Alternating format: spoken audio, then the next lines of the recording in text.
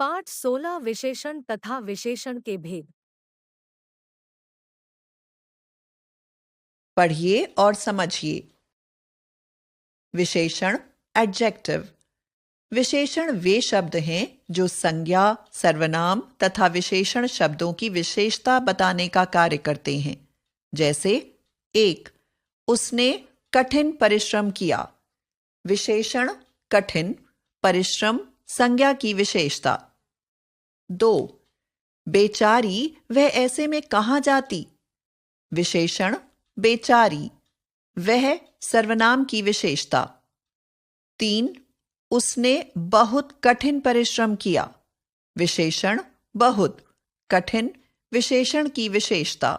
विशेषण जिन शब्दों की विशेषता बताते हैं उन्हें विशेष्य कहा जाता है। जैसे काला कुत्ता में काला शब्द कुत्ता शब्द की विशेषता बता रहा है। इससे पता चल रहा है कि कुत्ते का रंग काला है, अतः यह विशेषण है। दूसरी ओर कुत्ता शब्द जिसकी विशेषता बताई जा रही है विशेष्य है।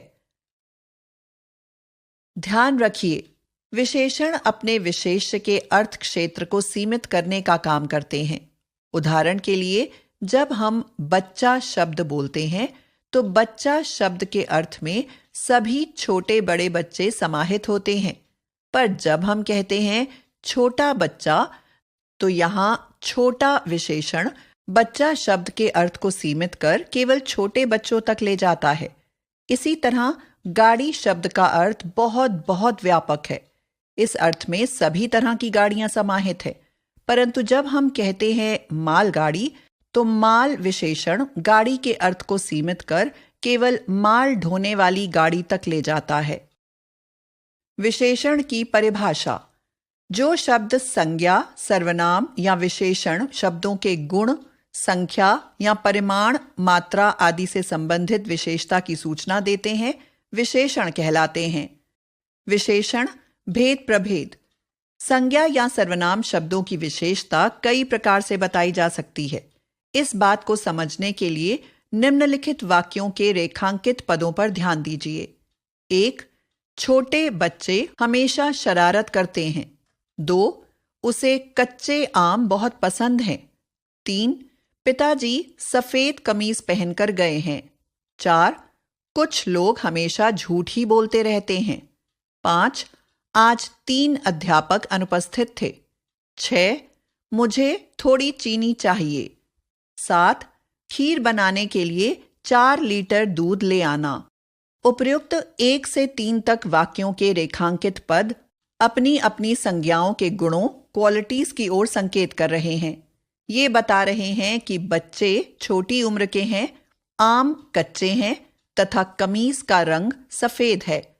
वाक्य 4 और 5 के रेखांकित पद अपनी अपनी संज्ञाओं की संख्या, नंबर के बारे में सूचना दे रहे हैं। कुछ पद लोगों की अनिश्चित संख्या बता रहा है तथा 3 पद अध्यापकों की निश्चित संख्या बता रहा है। वाक्य 6 तथा 7 के रेखांकित पद अपनी अपनी संज्ञाओं की मात्रा या परिमाण, क्वांटिटी की सूचना दे रहे हैं। थोड़ी पद से चीनी की अनिश्चित मात्रा का पता चल रहा है, तो 4 लीटर पद से दूध की निश्चित मात्रा का संकेत मिल रहा है। कहने का तात्पर्य यही है कि सभी रेखांकित पद अपनी अपनी संज्ञाओं के या तो गुण या संख्या या मात्रा अथवा परिमाण संबंधी विशेषता बता रहे हैं तथा उनके अर्थ क्षेत्र को सीमित कर रहे हैं। इसी आधार पर विशेषणों के 3 भेद सामने आते हैं: गुणवाचक विशेषण, संख्यावाचक विशेषण तथा परिमाणवाचक विशेषण। ये तीनों तरह के विशेषण मूल विशेषण हैं। भाषा में कुछ ऐसे विशेषण भी मिलते हैं जो मूलतः विशेषण न होकर किसी अन्य पद के सदस्य होते हैं, पर किसी विशिष्ट संदर्भ में विशेषण का प्रकार्य, फंक्शन करने के कारण विशेषण बन जाते हैं। इस बात को समझने के लिए निम्नलिखित उदाहरण देखिए। 1, मेरा बेटा कल अमेरिका जा रहा है। 2, उसने सोने की चूड़ियां खरीदी। आप जानते हैं कि मेरा शब्द मूलतः सर्वनाम है तथा सोना शब्द मूलतः नाम या संज्ञा, पर वाक्य एक में मेरा पद सर्वनाम का कार्य न कर बेटा संज्ञा की विशेषता बताने का कार्य कर रहा है, तथा वाक्य दो में सोने की शब्द चूड़ियां संज्ञा की विशेषता बताने का कार्य कर रहा है।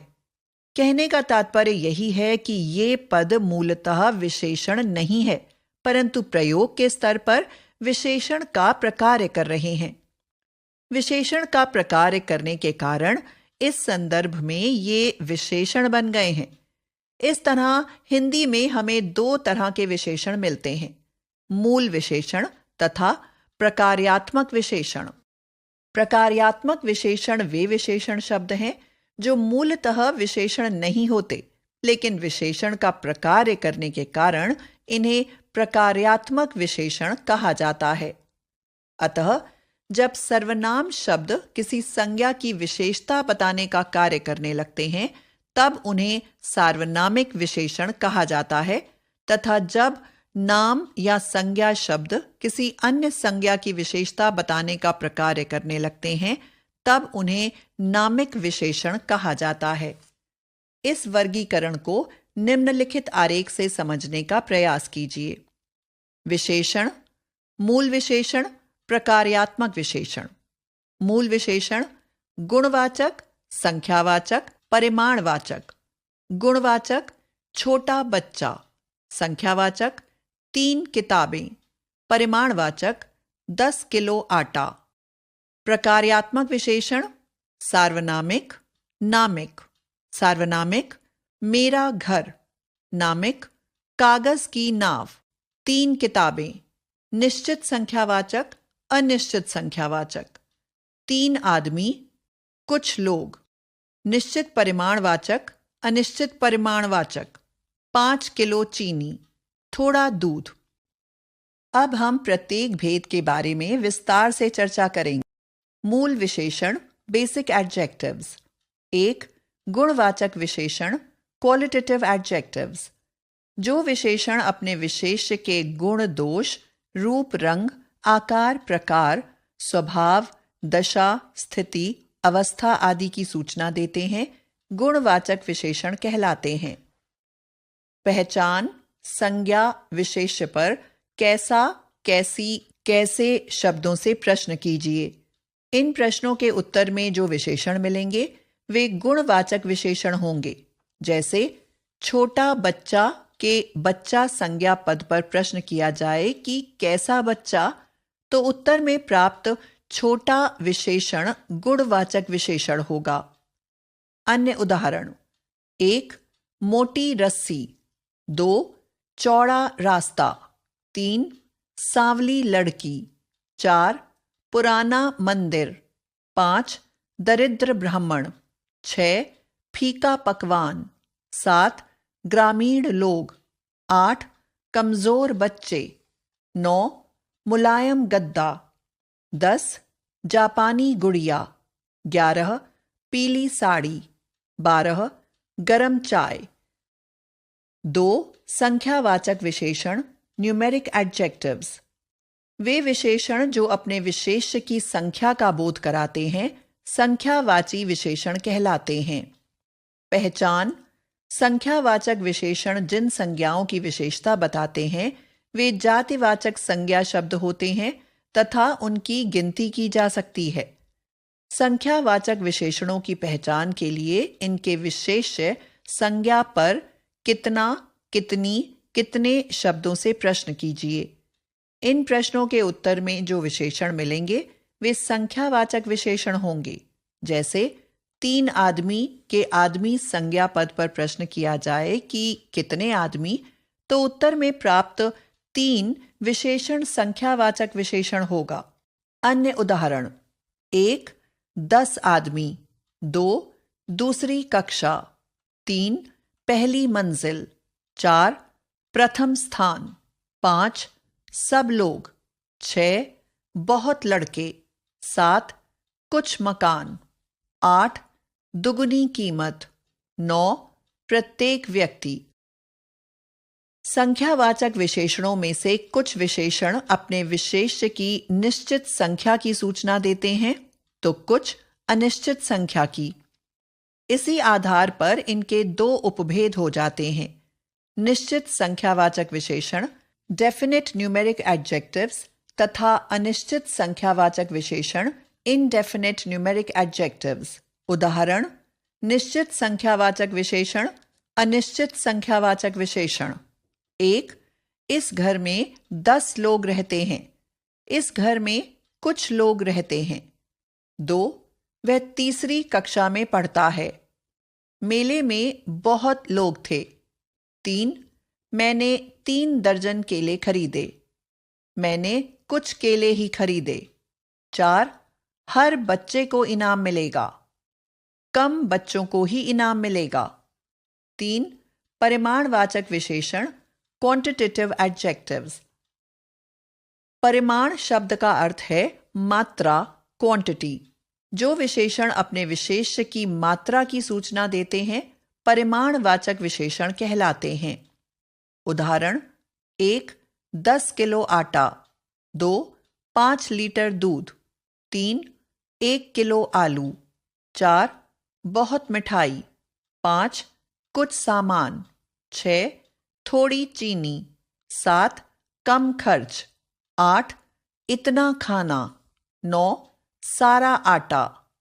पहचान: परिमाण या मात्रा किसी द्रव्य पदार्थ की ही बताई जा सकती है, अतः परिमाणवाचक विशेषण जिन संज्ञाओं की विशेषता बताते हैं वे द्रव्यवाचक संज्ञा होते हैं। संख्यावाचक विशेषणों की ही तरह परिमाणवाचक विशेषण भी अपने विशेष्य के निश्चित तथा अनिश्चित परिमाण की सूचना देते हैं, अतः इसी आधार पर इनके भी दो उपभेद हो जाते हैं।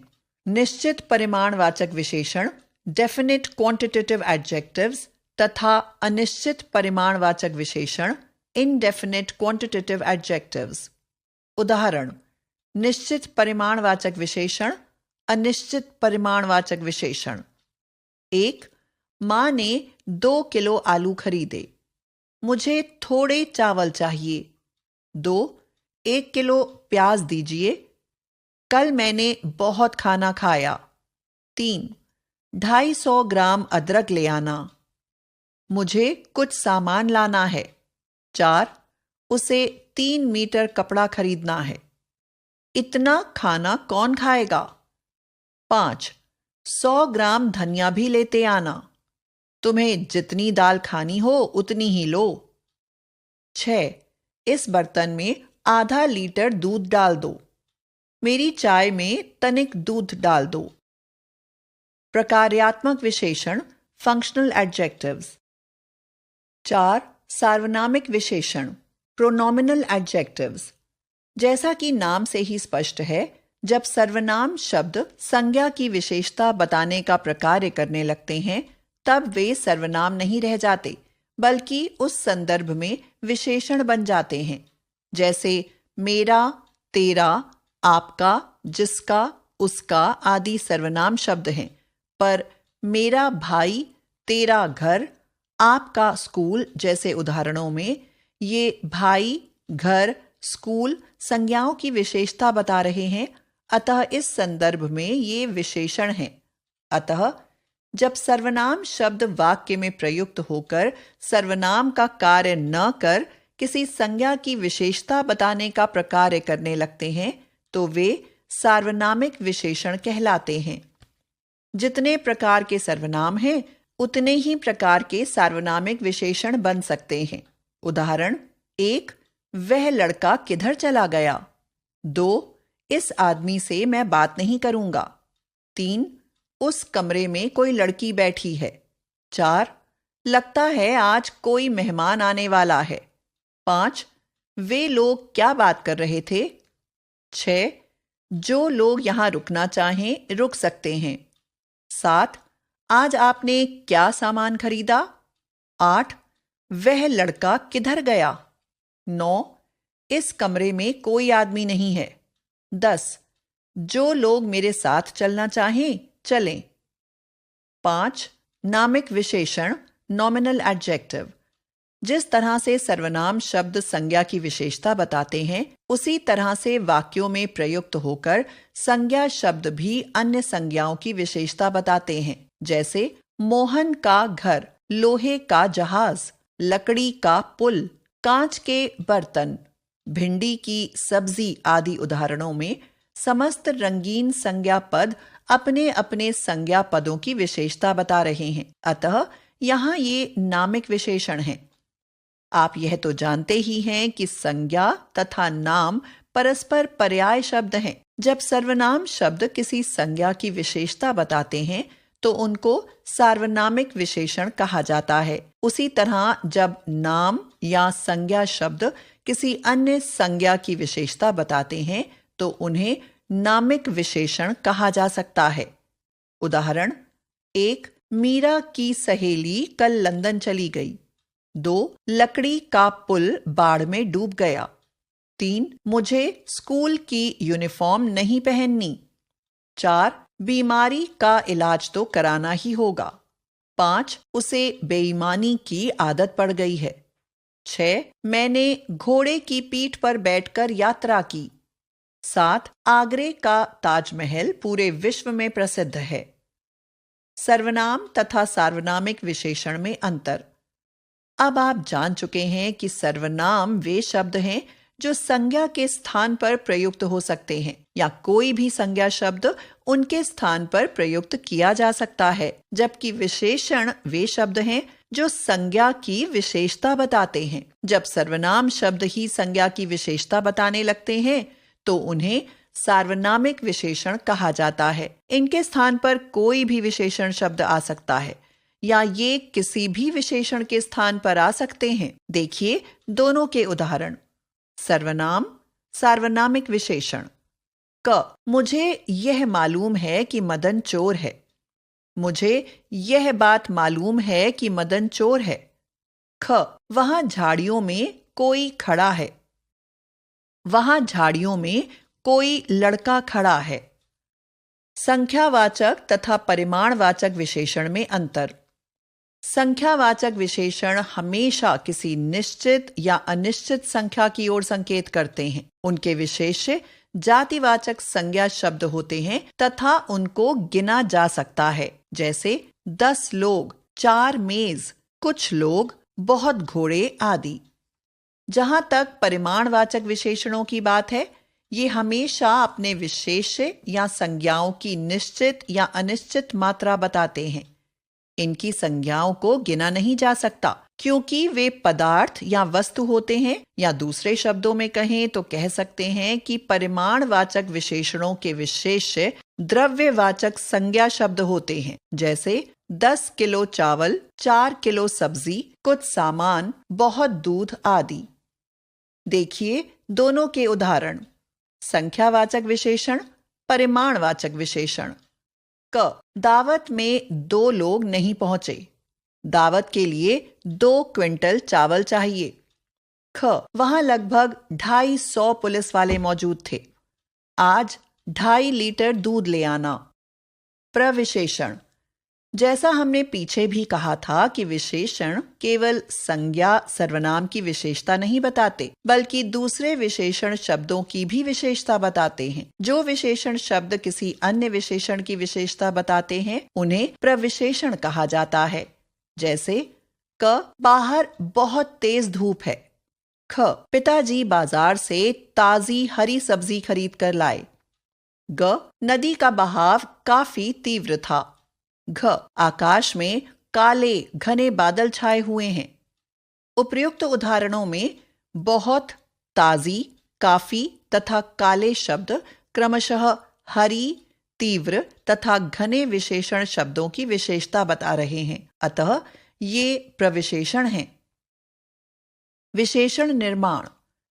हिंदी में कुछ शब्द तो मूल विशेषण हैं, जैसे दुष्ट, सुंदर, कुशल, निपुण आदि, किंतु ज्यादातर विशेषण अन्य शब्दों जैसे संज्ञा, सर्वनाम, क्रिया तथा अव्यय में प्रत्यय जोड़कर बनाए जाते हैं। नीचे की तालिका में इस तरह के विशेषणों के उदाहरण दिए जा रहे हैं। 1. संज्ञा से विशेषण। संज्ञा विशेषण अंक, अंकित, अर्थ, आर्थिक, उदर, उदरस्थ। 2. सर्वनाम से विशेषण सर्वनाम, विशेषण आप, आपसा, आपसी, तुम, तुमसा, तू, तुझसा, वह, वैसा। 3. क्रिया से विशेषण क्रिया, विशेषण पथ, पतित, बनाना, बनावटी, भागना, भगोड़ा, पठ, पठनीय, पठित, मिलाना, मिलावटी। 4. अव्यय से विशेषण अव्यय, विशेषण आगे, अगला, नीचे, निचला, ऊपर, ऊपरी, पीछे, पिछला।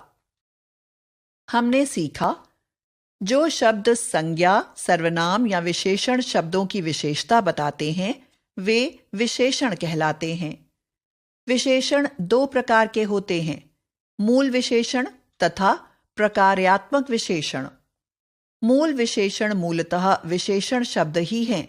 इस वर्ग में आने वाले विशेषण हैं गुणवाचक, संख्यावाचक तथा परिमाणवाचक विशेषण।